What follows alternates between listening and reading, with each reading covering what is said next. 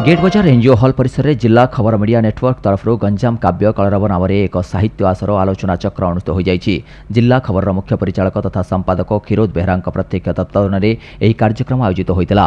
अतिथि रूपे deputy commissioner Kalyani Sanghamitra, Brahmapur विश्वविद्यालय सांबादिकता और गणयोगाजोग विभाग मुख्य डॉक्टर बंदिता पंडा, वरिष्ठ साहित्यिक इंजीनियर जामुनीकांत दास, वरिष्ठ लेखक सुशांत कुमार दास, प्रसन्न कुमार त्रिपाठी, मिहिर रंजन त्रिपाठी, डॉक्टर शारदा प्रसाद साहू, नाट्यकार डॉक्टर मिहिर त्रिपाठी प्रमुख जोग देते। एठारे बहु कवि और कवयित्री एवं लेखक लेखिका उपस्थित थे।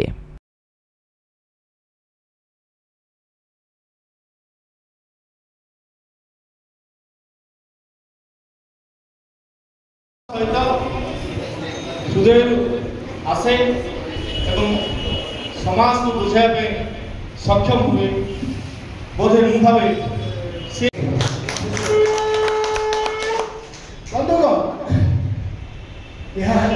वर्तमान समय ताजा चित्र आज देखने को भगवान